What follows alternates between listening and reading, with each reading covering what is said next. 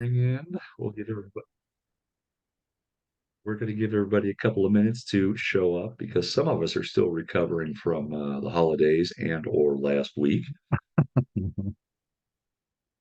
For anybody that has been reaching out to us recently, we had our yearly SKO last week, and so it was a great opportunity for us as a very almost 100% remote company to put faces to names and get to meet all of our coworkers that have come on board more recently. So how is everyone else finding the new year?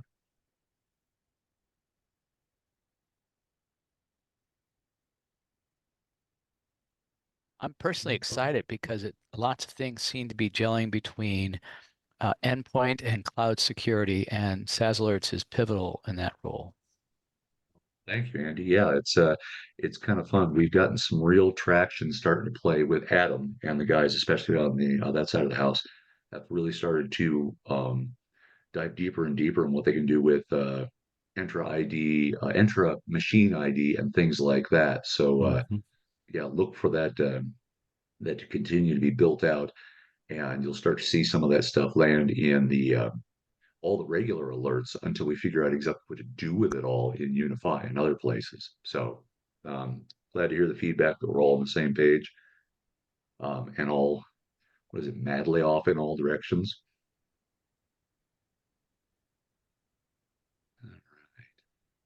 Dana, I'm going to make you a co-host so you can let people in because I'm going to probably miss them as soon as I start screen sharing. Yeah.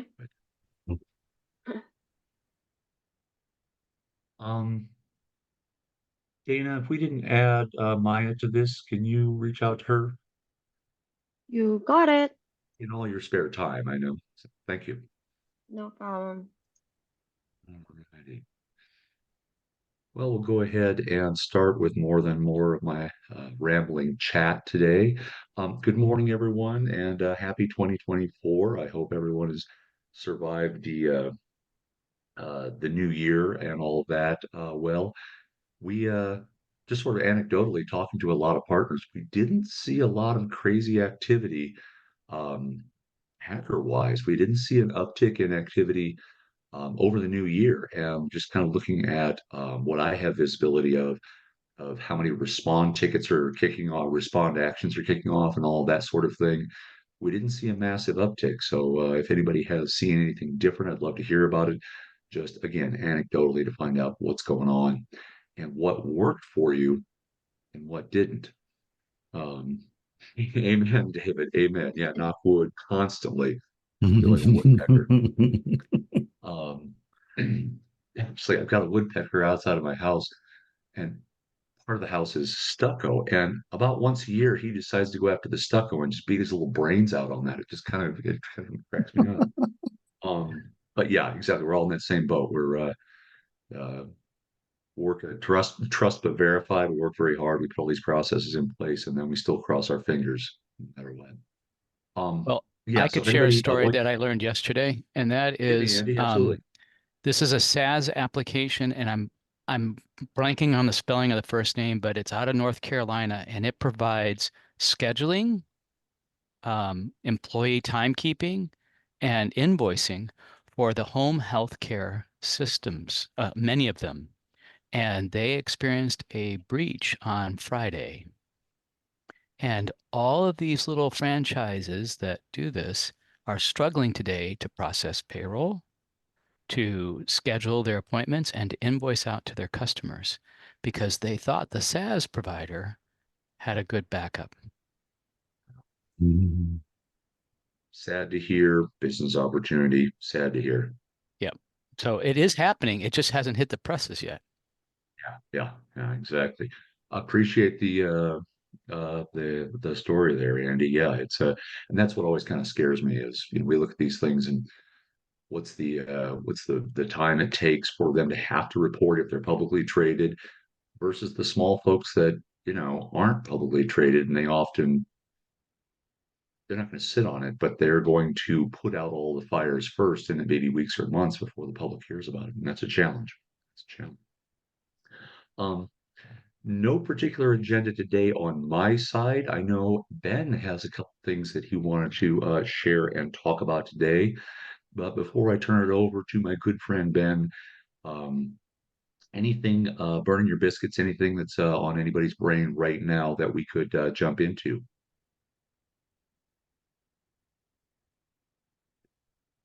And with that thundering output, That's Ben, awesome. you've had a little spare time, and I Very little. I know that your bowling scores from Miami are going to reflect how often you were working at our SKO. So tell me, before I jump back over to Andy, what are we going to talk about today? We are going to talk a little bit about the 23andMe breach and how easy it is for you to hire your own hacker on the dark web and other things that you can buy if you're so inclined. And then we'll kind of wrap it up on just some a few respond rules that we could put in place to kind of monitor for the things that kind of happened with the 23andMe. Fantastic. I thanks, Ben. I appreciate the agenda. Andy, you had something that popped into your brain? I did, and it was around the respond rule templates. And Mhm. my query is for us to um, categorize these into specific areas of focus, as well as reviewing them as enhancements are made with Unify and how we could combine combine respond rules. Really what I'm getting at is how do I better communicate to prospective customers the different capabilities that exist within SaaS alerts from a endpoint experience or from a customer experience, and I'm looking to try to roll these individual things up into major categories. Does that make sense? Well, it does. It does. Some of those are kind of soft, and I think would be a challenge to categorize. But I like where you're going with that. Is we often get asked, what are best practices, and the lawyers don't like us to call these best practices. But what I've been trying to get, and this is actually a discussion that we had last week when I had my hands around the throat of Leron and his crew, was what are people using? Which rules are they finding success with? We need to give you guys that feedback so I can show you what other partners are doing and leveraging, even if they're tweaking them and finding success with, is get you guys some better feedback with that. And that leads directly to better communication back to you guys, which may be in the form of categorizing those. And so I kind of like where your brain is with that, Andy. I'll take that back to our dev team and have them kind of toss that around and figure out how could we say that these sorts of rules lend best to being implemented with Unify, as well as what successes we've had. How many of these are going to point out things that are happening within And tying different these to kinds of user the defense behavior? matrix as well, Yeah, so that you could begin to say, look, here's where this plays out and why it's this gap that you don't have is being filled by this. Yeah, exactly. that was something I think you mentioned on the SASE call that I'm working on actually. So Oh, okay. yeah, should be done pretty quick. Oh, I won't excellent. say that great minds speak alike, but I will say that's a um, it's kind of funny how we always kind of all come to the same conclusion at once sometimes. It's the mass collective, there's a word for it. It's collective undercurrent of humanity all decide to buy the same car at once kind of thing. In any case, Ben, let's talk about 23andMe. And let me ask, do you or your family do genealogy and genetics and all that? Are you involved personally in this? No. Don't go buy your data on the dark web is what I'm saying, Ben. No, I'm not putting my DNA in there. That's just I don't know. It's just weird. No, it's not a problem.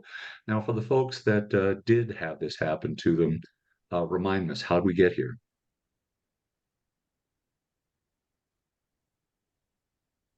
So nobody else likes DNA. I'm totally. I like this crowd. Nobody wants to put their DNA out there.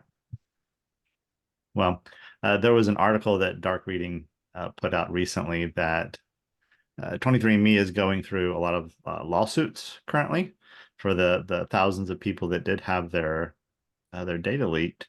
And 23andMe is coming back and saying that this wasn't our fault. This was your fault because you had poor passwords. And Whoa. Yeah. so they're saying that it wasn't that our system was weak or anything. A bunch of different hacking bad actors, threat actors, whatever you want to call them, we're doing password sprays on all these different accounts for common passwords. So they gained access through that. Unfortunately, there were many, many thousands of people that had bad password, or not bad passwords, but maybe weak passwords, maybe some password reuse going on there. So I wanted to find out from you guys, who's ultimately responsible for bad passwords? Is it you because you're allowing them to have weak passwords? Is it the SaaS? Is it ultimately falling onto the user's shoulders? Will do, Andy. My question, Ben, are they basically saying that I don't know how many millions of passwords were released, that it's the millions of individual duplicates passwords that were taken, and that they had no response, they didn't have an ability to track from where these requests were logging in, for example? I don't think that most of these vendors care. I don't think that they Ah. looked for that whole, this person signing in from this location, where they normally would sign in from this location. So geolocation and SaaS services is really becoming a baseline security protocol, one could say. Yep, I would agree. So just to Um, take that one step further, Andy, when you're 23andMe and you've got clients all over the world, geolocation is not going to help you unless you're collecting that data at the time of initial setting up of the account and go, oh, this person's from Russia, so they can only log in from Russia. Or that they get alerted that someone's trying to access their information from elsewhere. In other words, they could benefit from a SaaS alerts type scenario, right? Yeah. But the question in my mind on this is why, like, how did they get once they used a password spray and they got in, because that's going to happen every day, including Tuesdays, right? But how did they go beyond that into the system? So, to your question, Benjamin, whose responsibility is it? It's a combination of responsibilities, right? So they shouldn't have allowed weak passwords. They should have forced 2FA, but they don't want to do that because that pisses off customer bases. They didn't collect the geolocation at the account sign up so that they couldn't have tested. And then on top of that, their security model wasn't good enough to prevent when a password was breached, anyone that with half a brain could go further if they knew about it. Yep. So when you ask that question, I'm like, it's always the service provider. Good input. So this article, essentially 23andMe is saying that they had 14,000 accounts using credential stuffing were compromised, then access data from nearly 7 million more through the site's optional DNA relatives sharing feature. So Now, then they I've got never 7 used million them. username and passwords. Is that really the implication here? I think they gained access to these accounts. I've never used this service I or don't any of the either know. units. So So yeah, no.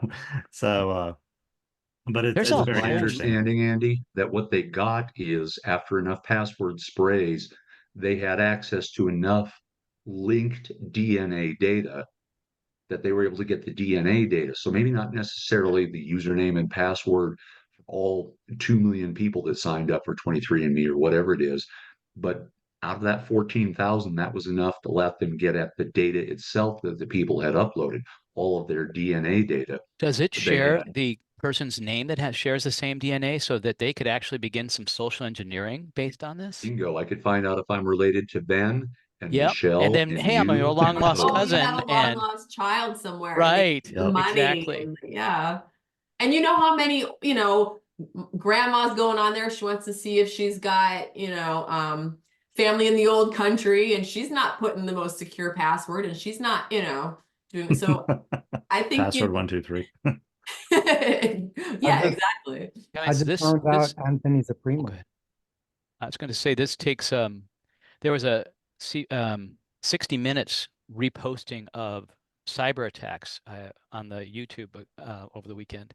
And when I looked at it, it reminded me of how this stuff is evolving. This is the next wave of things. If you think about it, it is where we have posted data, Facebook, LinkedIn, 23andMe, whatever it is, and we have these points of connection, and they're going to use this to seem more credible, and with AI voice potentially, right? Or it's not phishing, so it's now smishing, I think it is another way to go about this.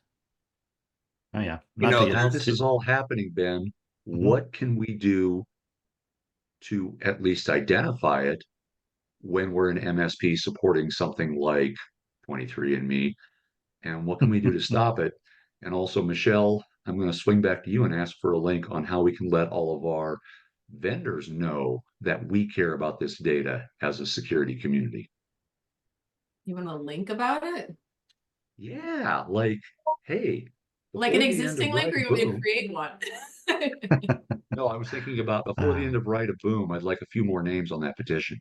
Oh, yes, absolutely. I do have that link available. Thank you, there because you I go. don't. So I'm sorry, Ben, what's next? Can you hear me okay? All right. So, well, essentially what I want to tell you is hacking may be, really difficult, but luckily for all of us, we can always pop on to Torbay, yes, legit site, and simply hire our own hacker. So I wanted to show you guys that this is really where, and keep in mind, you're purchasing and giving real money to people on a questionable dark website. So, take that for what you will. But this is where you can come in and actually purchase hacking skills. Have a hacker come in here and do the hard work for you. And I wanted to show you the kind of things that are legitimately out here for purchase. Not only can you purchase hacking, you can also purchase hardware through this as well. So this is essentially kind of like your black market for anything that you could ever want. And just FYI, you can purchase much more than just that. You can purchase credit cards, gift cards. But I wanted to show you this one specifically. This guy is called, I believe he's the Dark Zone. And you can come down here. Now, are these real reviews or not? I'm not sure. But you can also see that this person has been reviewed as being a very reputable hacker. With good business ethics. Yes. Very professional sailor with everything, with every word capitalized. So take that for what you will. Will you please send this link in chat? Sure. Yeah. This is profoundly impactful from a presentation point of view to anyone. Yep. You don't have to go and take classes on coding and be a social engineer. You can outsource any of this. Not Like only if can you you had an axe to grind against a particular company or something that you'd had a bad experience with, or the low cost of $3,500, you could make somebody's day very unhappy unless they had the security protocols in place to stop that nonsense. and not even that much. You can get it for around $200. So I mean, that's get your credit hacked for $250. Websites $500. Wow. Yeah. Andy, remember I'm your friend. I'm concerned about you requesting this link. No, it's not. It's to literally show a prospective customer how, one, their iPhone is the key to all of their data. Two, that if they don't have a way of locking out accounts in the cloud, this is all just a matter of time. I put in chat I was out on the dark web collecting some of these screenshots, and that is super scary. I copied it. Thank you for that one. Rent a hacker, experienced hacker offering his services. Yeah, but if you read that, he'll turn somebody into a porn user. Mhm. Really? Interesting. So if you got an ex-wife, Some, just saying. Golly, holy I, mackerel. yeah, some not safe for work stuff in that link, guys. So just careful how you share that. Well, and anything on the dark web is a lot of not safe for work. That's Sure. why I definitely suggest if you are going to do any sort of surfing with this, and do it from a computer that is separate from your main network. So, Trust no site on here. so Benjamin, you're saying we should do this during an office hours with you, right? That's the great thing that how I'm presenting it is this is running off of Chasm, which is a containerized browser that can easily be destroyed. So yeah. Thank you for sharing that. I didn't even recognize that was the case here. Yep, sure is. Not only can you purchase hacking, you can purchase gift cards for friends and family for the low cost of $49 or a $3,500 gift card. Maybe you want a new identity. Here you can purchase different social Holy security numbers mackerel. from people that have really good credit scores. Can you find out if yours is on there? Probably only after purchasing it, Oh, which I'm Does not this giving mean them I even could have $5. multiple social security checks coming to me? There you go. Oh, wow. That's scary. Wow. I don't know if you noticed, but there's also stuff that I'm not clicking on. It's on the left-hand side here that also falls into the questionable category. One more site I want to show you here is our Wolf Hacker Group. They will actually help you hack any sort of banking accounts and initiate balance transfers for you. It's a fun one. And say you like Reddit, you like the way it's laid out, but you want it to be more questionable material. Here's Dread. It's a Reddit type of website that you can go to talk to your fellow threat actors and people that are trying to, you know, hack into any sort of pretty much any device.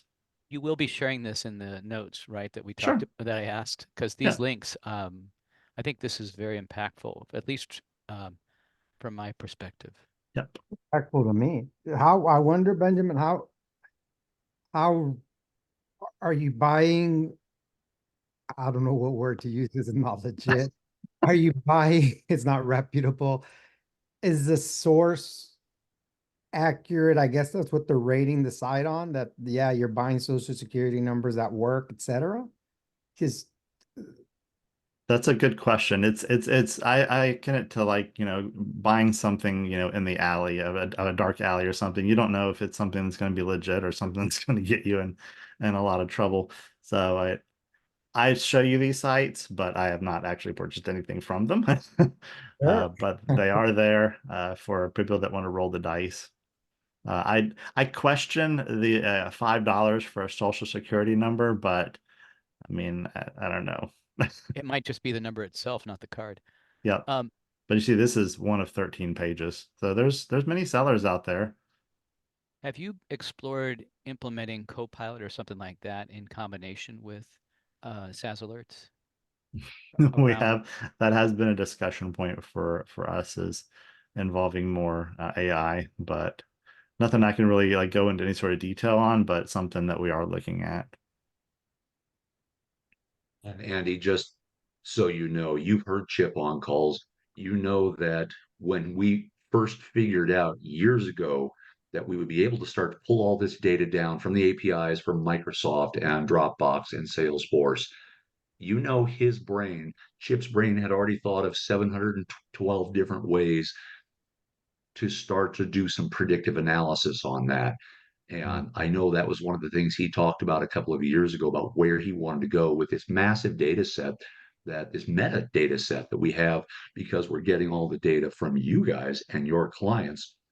And how can we use that to better armor up you guys and your clients, maybe even automatically? So yeah, that's the synergies of AI finally coming to fruition and what Chip's had burning in the back of his brain for quite some time. I think we're going to begin to see some of that in the future. I don't want to, again, I'll never promise it by Tuesday, but know that yeah, that is All right, definitely something that has been discussed at length. Where I'm going at this is the combination of alerts that one could bring to respond to find new weaknesses or new exposures that we weren't necessarily aware of. Exactly. I mean, it was just over a year ago. It was in November of 22. We had a partner come to us and say, "Hey, we've never seen this kind of attack before. Can you help us understand where it came from?" And that was when we started to see all the token thefts. And we actually had turned down some alerts that were very noisy, the WCSS things. And because of what we saw, we actually turned those WCSS back on. So in response to what we had seen as new threats, we actually continued to evolve the platform or what we present to you, what we pull out of Microsoft, what we prioritize to help, again, give you better visibility of this. And again, begin to look at for interactive logins versus non-interactive logins, what can I do with that now that I've got visibility of that data? And that continues to this day. I would So yeah, this is propose I would a little propose for the reactive at office times, but we hours. try. I would I'm propose sorry, for Andy? office. I said I would propose for office hours, showing us how to see one of these things in anonymized data that says these are the alerts coming in, and these are the places where you would see this, and helping us to better understand and relate the triggers that your guys are seeing. So that just doing a little series on that might be very helpful. Funny you mentioned that. I was asking because I don't have access to data like what you guys see, but live data from your real guys. I was yesterday talking with some of our reporting crew, Amanda and them, about getting me some real world examples so I can compare raw data versus what's presented data. And the Microsoft endpoints aren't always perfect about delivering data. For instance, when they tell us sometimes this user or this account set up email forwarding, and this was the other destination of where it was internally or externally. A lot of times we can parse that out, but sometimes the way the data is presented, it comes in as a garbage string, and the data is in there, but we don't have enough programmatic information to be able to pull that out in a clean way. But we're still presenting it, and so it's funny you mentioned that. I was going to actually do that as a presentation on Okay, a future sorry, I don't mean to episode take your thunder. I'm just trying to think of through what would here be to helpful. do that. So, Yeah. okay, Ben, I think we diverted a bit from all those excellent links. Thank you. Well, But where you were going next? I appreciate Andy teeing me up because speaking of AI, I don't know about you guys, but I would much rather have an AI that's uncensored and that can help me do all the bad things. Think of these things for me. So, you've probably heard of Worm GPT. No. Okay, Worm GPT is think of it as Chat GPT but uncensored.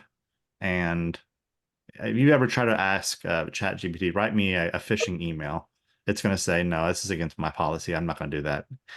They recently locked that down. Worm GPT said, I want to be able to do that for them. And that's something you can buy on the dark web is Worm GPT to run on your computer. Or you can look at good old Fraud GPT here for a mere $90 a month. Fraud GPT can do all of these things for you. It can help you write malicious code, find vulnerabilities, write scams in the letters for you. It sources 6,200 different source codes for malware. So you This is don't. really helpful for presenting. These are the attacks that you're going to be seeing coming at you guys. Yep. Wow. You don't even have to hire a bad guy. You can just let the AI do it for you. Tell you what, Ben, this is a clear example that AI is going to put a lot of very good hackers out of business. That's really a shame. I know it is. It is I think it's going to extremely a make their shame. attacks more successful, more Sophisticated for sure. sophisticated and successful. Let me Or say that. lifetime subscription it's under the cost of a threat actor. So So you have to use Onion in order to access Onion. You have to use Chasm, and then you have all to these. use Tor. And now Tor is available as a browser that you can load on your computer if you're feeling really brave. Or you can also use Tails is a bootable Linux distro that only does Tor and that's it. So you can basically boot it up from any machine. And as soon as you turn it off, all of the data is wiped from that computer because it doesn't retain anything. Okay. Yeah. Yeah, guys, this is one of those things that is it when Tors first came out, it made me lose sleep at night. It genuinely did. And Mhm. I've played with it a bit on a piece of hardware that I would never connect to anything else in my life ever, not even my local library, and never use anything. And I mean, I don't want to go into, how to best utilize the Tor world, I know. but proceed with so much caution, even to pull this stuff up, do some screen grabs for your marketing purposes. Yep. There's just this stuff just scares the hell out of me. And Yep. there's credit card processors taking their money. This is the best part about it all. No problem. Charge Yep. it to your credit card. Good thing about Bitcoin, doesn't cost you, no processing fees and completely anonymous. So, I'll just start trading EFTs in Bitcoin for them. but yeah, like Anthony said, assume any site is out to get you, especially on the dark web. Just opening a site can cause, problems. So definitely don't go in here without your guard up. And be Maybe very, hire very a careful when you professional. click on. Yeah, there's a lot of not safe for work stuff in here that's will make you lose faith in humanity. So just be really careful what you click on. Mostly, I don't want the police knocking at my door asking, why were you Googling your ex-wife and hitmen at the same time? That's the kind of thing you just never want to have happen. Yep. Tell them it's a rap song. Hey, yeah, there you go. Perfectly legit. Thank you, Henry. So back to our day-to-day stuff here, Ben. Now that we're armored up, or we have better a little bit of education on where all these attacks are being sourced from, what can we do about it? What tools do we have at hand to get us some better handles on this? Yay, respond. So, for the credential stuffing, typically authentication failures are really background noise at this point in time. But with credential stuffing, it does take several different attempts. So it's quite possible that you use a respond rule to monitor for those failed attempts, and maybe not alert on the first one or the second one, or maybe even the third or fourth one. But after a certain time, maybe 10, 20, within an hour, maybe a cause for concern. Now we have a report that can show you kind of a list of the most highly uh, highly targeted accounts with failed login attempts.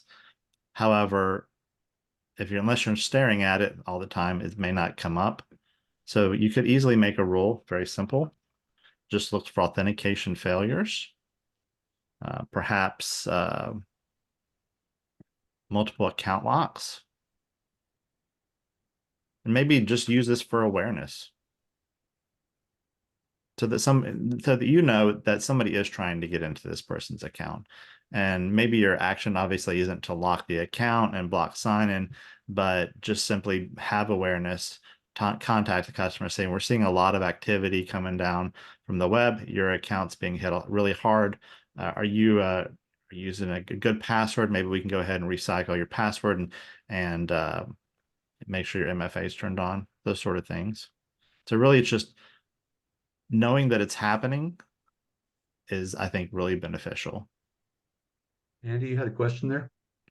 Observation. It almost is like right now you have just Boolean logic taking place here, but if we were able to create formulas with a quote variable language that we could then say if these combinations of things in an expression would trigger a particular respond rule. I'm basically thinking doing math on some of these alerts as they begin to generate. And um, that was really my question here. Does that make any sense to you guys, or is it just I'm crazy at this point?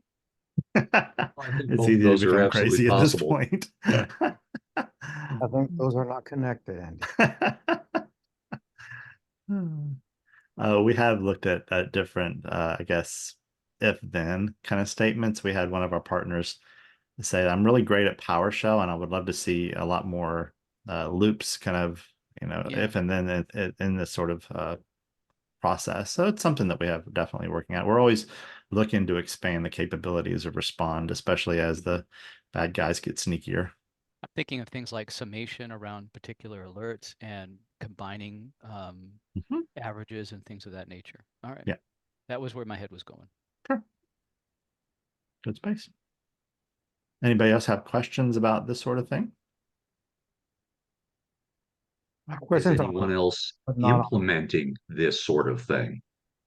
Enrique, do you have a question or a comment? I have a question in general about Respond and Data RMM, because I know you're just doing Microsoft as of today.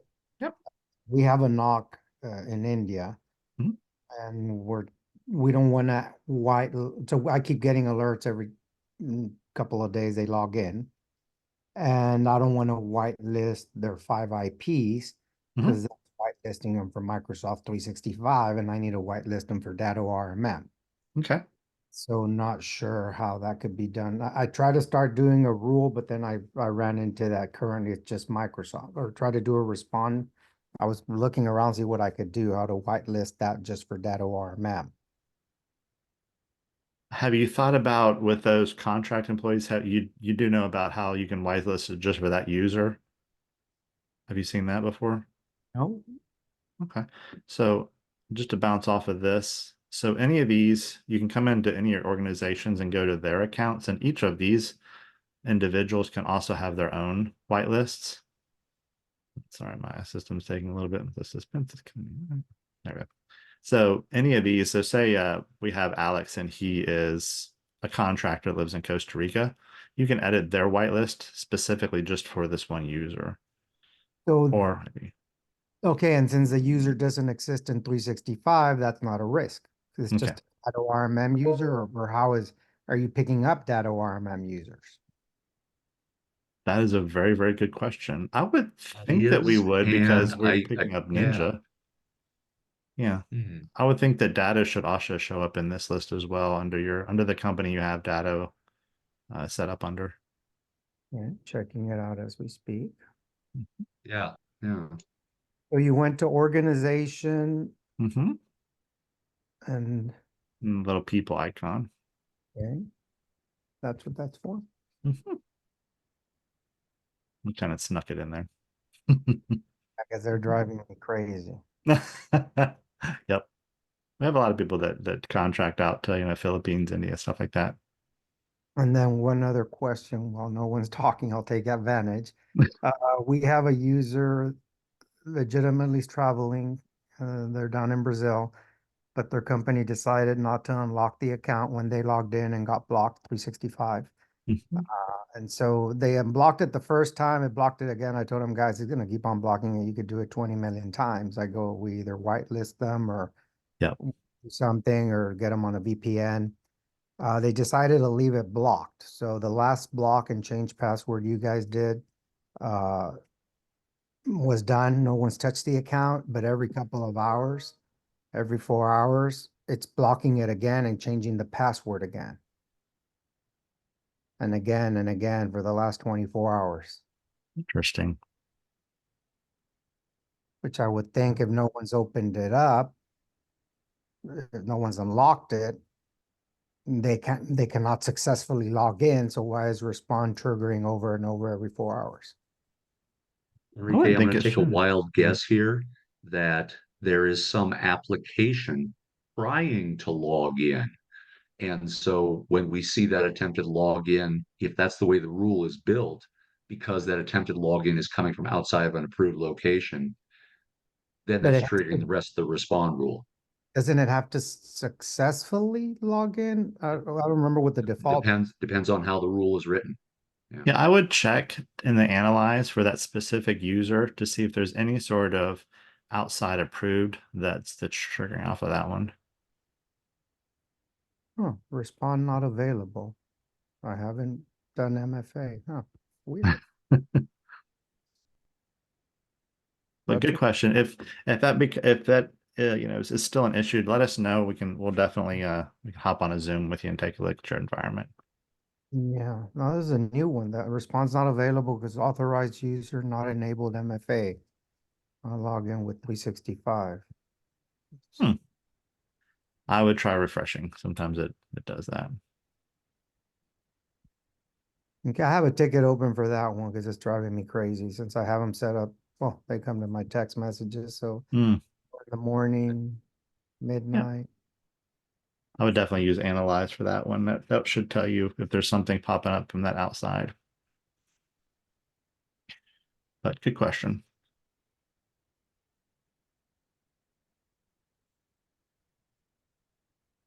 Well, we started here a minute ago when Ben was talking about utilizing some of the respond rules to either get visibility or take some action, as Enrique has in place. Has anybody else had any success with that? Any challenges? Anything else that we can dive into and kind of assist? Because that's exactly what the office hours is here for, is talking about maybe that granular level stuff.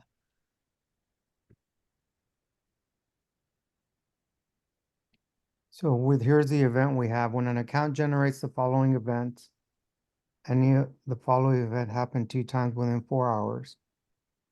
AM event user locate. Okay, it's just outside approved location. It's not logging in. Okay.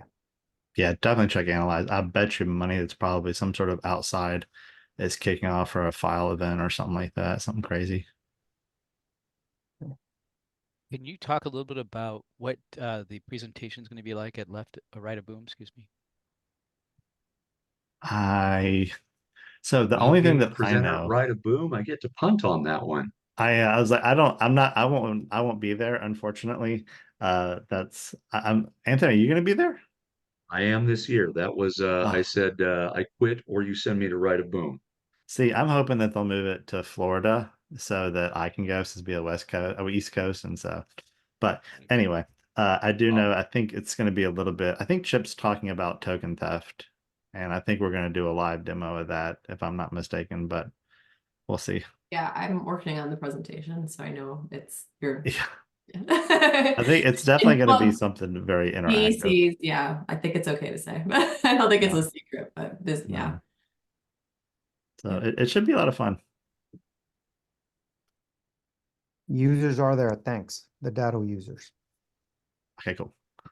Very I good. I will be Thanks. there in Thanks, spirit and Enrique. possibly virtually, so I'll have to wave if I'm on camera. I'm going to have Ben block out a lot of time for those days so I can get him on the phone and say, Ben, you're the smart one. Can you help me out here? I You'll will be be there happy to be virtually. there virtually, but not as Yeah. happy as the being there in real life. But I don't know. I can't decide if I want to go to Vegas or not. So If Well, anybody you can has any always tour questions it. about Ride a Boom, you can always Google Ride a Boom. Anybody who's not familiar with that one, it's one of the newer conferences in the last 5 years, but it's got massive groundswell and it's very centric around security, very centric around MSPs. So any questions, feel free to hit us up offline. We can put you in touch with those links. yeah, there's Yeah, a but bunch of really good guys gonna be there.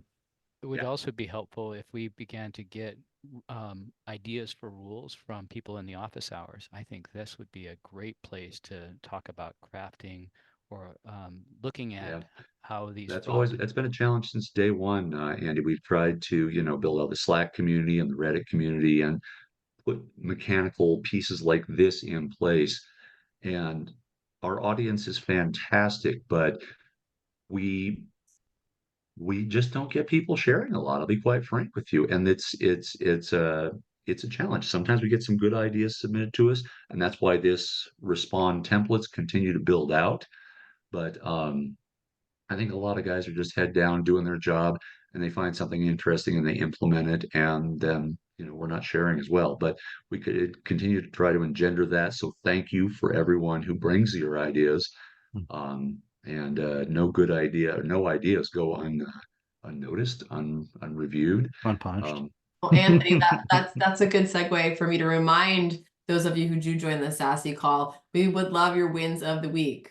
So, sharing those not only, like I said, helps us celebrate the great stuff you guys are doing, but the other people on the call are learning from that, and it's a great chance for you to toot your own horn a little bit. So, don't be shy. Also, I want to Adam messaged me today and said that if there's anybody here running Halo PSA and wants to be a guinea pig for our new implementation, he would definitely welcome that opportunity. But the one requirement is that they must be very responsive. So if that is something Adam that, is yeah, he's doing some pretty amazing stuff with Halo over there because they're different APIs. Um, just pull back the curtain a little bit. There's REST, and there's a couple of different major APIs, and Halo uses some different ones. They've been very responsive to our requests, so we've got a great pipeline of call and response there with them. But some of our partners have said, "Man, I use Halo. I want to help you guys do this." We put them in as beta users, and then we never hear back from them. So I've got a couple of guys that have been very responsive, very helpful. So Halo is moving forward. But if anybody here is using Halo and it's got a few extra minutes in their week to trade some emails with our dev team, we would love to get to continue to move that project forward. We might be able to send you a free hat or a shirt or something. And there we posted in the chat, our good friend Adam at SaaS Alerts would love to hear from you. Mm-hmm.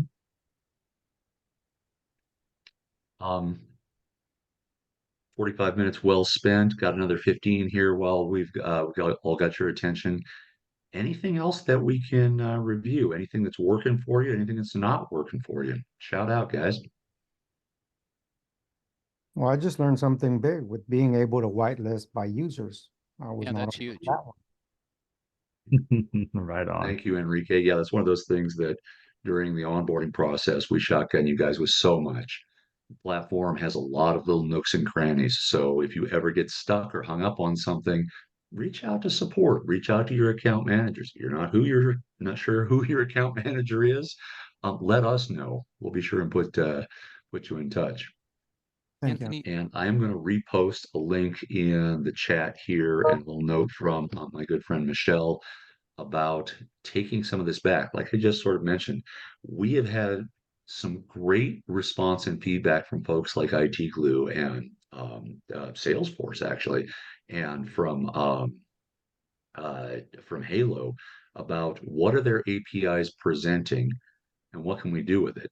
We've had less traction with other tiny little companies like Intuit. These guys have got fantastic market penetration, and every single person on this call has tripped across things like QuickBooks, and I can't get any data out of them. So we need to help not just Intuit, but all manufacturers of software understand that, kind of like what Andy said at the top, or I'm sorry, it was Andy and somebody else. I've lost the tile. Um, Understanding the most basic information about when users are logging in is becoming critical to everyone's existence.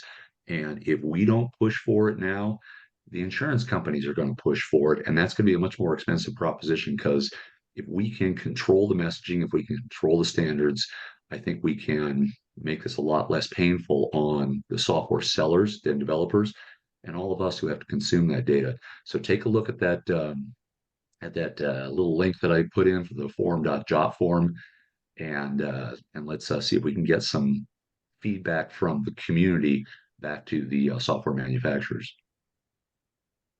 And I'm loving the feedback I'm just seeing by user whitelisting. Yep, geofence.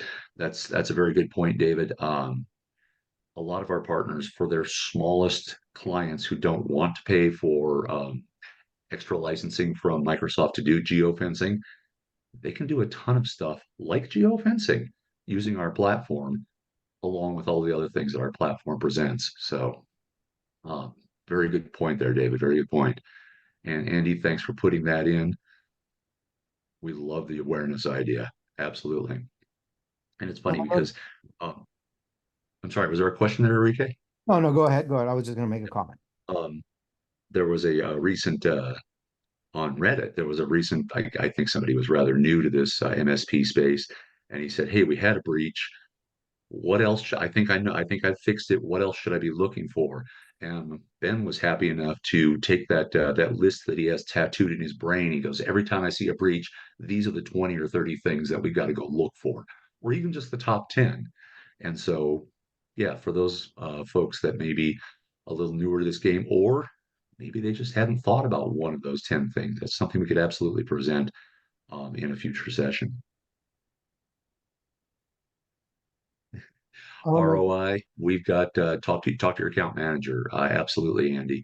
Um, if you remember way back when you first met the guy who sold you this product, they talked heavily about how to monetize and protect. That should have rung a bell because we sort of in this technical side, especially, we don't always talk about that so much, but that's something we always do want to be thinking of. And our account management team has got some stuff where we talk about other folks finding success stories. What would you do if you knew you could sell SaaS alerts at 7 times whatever you're paying for it? We've got people out there doing that. That's maybe at one end of the bell curve, but we have success stories, and we've got examples of how other partners have successfully monetized this. Because right now we're talking very much about security and everything else, but someone's got to keep the lights on. And that's you guys, and how you monetize this is going to go a long ways forward. And it was funny to hear Jim Lippy the other day when we were at our SKO. He says, I hear about guys putting this in their bundles, into their tiers.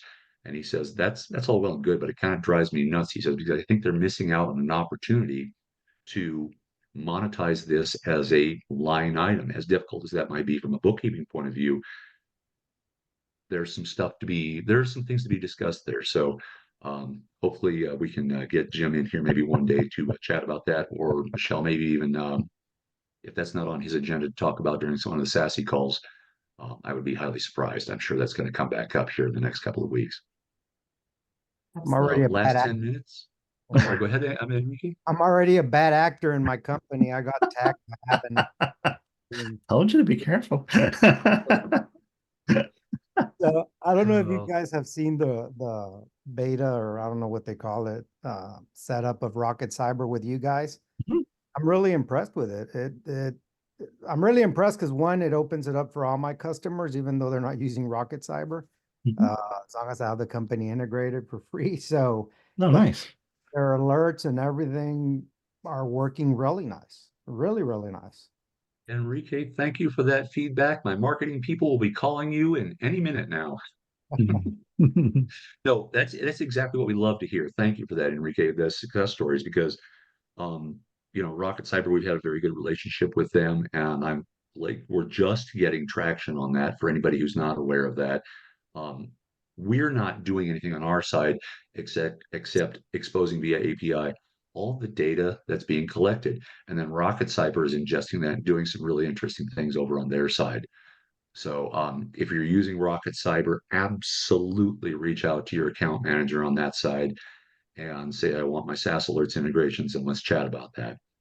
Yeah, and it opens up beautiful tickets and stuff because well, they're themselves. I mean, Autotask or they should be themselves, even though they're an acquisition. But yeah, the tickets work really great when I resolve it inside, like rules that are created for forwarding email and stuff. When I resolve them, I could resolve a bunch together at the same time. It automatically closes the ticket, and it's working really nice. Enrique, again, Oh. thank you sincerely. Thank you for that. That's the most detailed feedback I've heard so far. So that's fantastic. I'm sure the account managers have heard all about it, but in my little narrow lane, it's nice to hear that. Ben, Michelle, any of the other account managers that are here, anybody else have anything they want to shout out in the last couple of minutes of our meeting today? So You guys everybody, are as quiet as the rest of the audience. I want somebody, multiple people, to be fighting over who's going to give the win of the week this week. That's my only ask. well, I almost gave it, but it turned out to be legit with the Brazil login because that customer had SaaS alerts when we first onboarded them, and they didn't want to turn on the auto remediate. So they actually had a business email compromise. And we alerted them, we opened tickets, we let them know when they logged in successfully, we let them know when the rule was created. But the IT guy didn't see the tickets or pay attention to them. It's a co-managed environment. And after that, they broke into the accounts receivable lady. She sent a letter out asking for new bank accounts. Then got to one customer that his payments were due on Monday, and the letter said starting on Tuesday. He called up and said, hey, I have today's payment. Do you want me to do it to the new account, or do I wait, do it on the old, and not till next week I do it on the new account? And the accounts receivable lady, like, what account? What are you talking about? And that's how they discovered it, even though we alerted them. So right after that, I told them, I told you so. So finally we turned it on. And when they get dinged on Monday or Sunday, whenever it was from Brazil, I'm like, oh, I panicked. I thought it was actually a real one. So I messaged them immediately, like, oh no, it's a late, someone's traveling. I'm like, phew. I mean, it's better safe than sorry, and That's right. you know. It's I'd Everyone's rather gonna, somebody bugs me. Like I was in, like I've shared the story before. I was in Puerto Rico when I first started with SaaS Alerts. I was there maybe a month, and we went to Puerto Rico for vacation. And Keith is like, "Are you in Puerto Rico?" Well, yes, I am. But I was on vacation. I didn't care that he bothered me because, hey, you're keeping my account safe. Go for it. Well, it's funny you mentioned that because the first week I started with SaaS Alerts, I'm getting my account set up on my phone and my laptop and my pad and all this stuff. And about 5 minutes later, I get a call from our good friend Keith. He said, "Hey, welcome to the firm. I'm Keith, and blah blah blah. I see that you're signing in from San Francisco on your Windows PC." I'm like, "Yes, yes, I am." And he says, "And I see on your Android tablet you're signing in from San Francisco." And I'm like, "Yes, yes, I am." He says, "Your phone appears to be in Australia." And I'm like, "Oh, sorry, I had a VPN turned on for some reason, and I have friends in Adelaide, and so I was looking for news feed for what was going on in their world." And I said, "Yeah, I'll turn that off." And it was just a perfect example to me of kind of like what Enrique said. Even though it was not a problem, it was that instant visibility. It demonstrated the product to me in the first week I was here. So good stuff. Good These stuff. are great stories, by the Um, way. You could just so do a yes, storytelling on everyone wants this. to make Michelle Well, that's what I happy. was You're going to saying. dig into your Yeah. brains and I want say, "What stories, can I and talk about?" yeah, bring the stories Thursday. Andrew Morgan wants to hear the stories too, so I don't want to leave him out. So definitely bring I, him. They're I, great. I mean, they're great. They teach all of us like things, you think you know it all or you think you got it, but then somebody handles something a different way and you're like, you Well, this know, is where Ben and office hours come in. I think you guys could do this and map it out, and then we'd all have a common framework to experience that from. Because right now it's all isolated in pockets. Mhm. That's the way I'm experiencing it. At least I'm thinking about it. Enrique's, for example, brought up a great point, and I never even thought about isolating an individual user that way or allowing it. So I'm grateful for that. yep, yeah, it drives you crazy when you're getting just like this user in Brazil. I'm like, guys, let's do something about it. So now, I mean, we either cancel or I don't know what we do, but we need to do something because this is driving me crazy because I have it set up as text message alerts. I want to know immediately. So I'm learning immediately at 3, 4, 5, 6 a.m. about it. Rocket Cybersock, probably alerting on something. So everyone's going to kill me on this one, but I call SaaS Alerts Mexican MFA. Why And is I that? love it. the reason being is, so there's something about Mexicans and MFA. It's too cumbersome. Hitting a button on an app and confirming that number. So 90% of our customers will not enable an MFA. They will not for the life of them. So my MFA is block them outside approved location. Obviously, we're at a country level. On some, we're at an IP level, but it's the next best thing I can do to try to protect them till I can finally convince them and tell them, guys, this is what's happening. This is what we need to do. And like with this information you shared today that I took screen grabs from, that's to go back to them and tell them. Yesterday, I was helping someone set up Password Boss, a new customer that onboarded the password manager. And he logs into his bank and I see when it imports from the browser, it's a 6-character password. Just and I'm like, please go. I'm gonna the computer, please change that password. Create a 30, a 25, a 32 random character password. Mhm. Please do that. That's the very first one I ask you to do. It's like,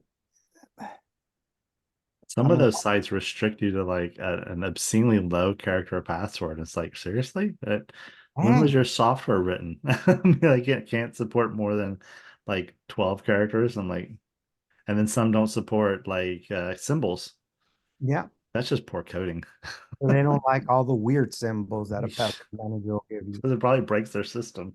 Yeah, but it's shocking. So SaaS Alerts is my next best option for it. And we're going to be a little delayed, but at least we're we're doing something within 5, 10, 15 minutes, which is better than nothing. But yeah, it's there's a lot of applications for it. It's just like Andy mentioned, what we learned today regarding user, the travel mode specifically on a user and things like that. But it's a very powerful system. Well, guys, I do have a hard stop here in a few seconds. I think a few of us do as well.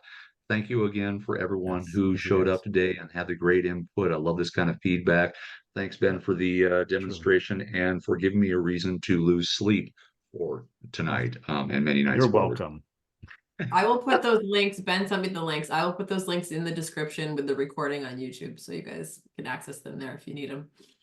Have a wonderful Thanks, Michelle. 2024, guys. I think this was our first call. Yeah, that's 2 right. weeks, right? 2 weeks Thank is you, the next Enrique. one.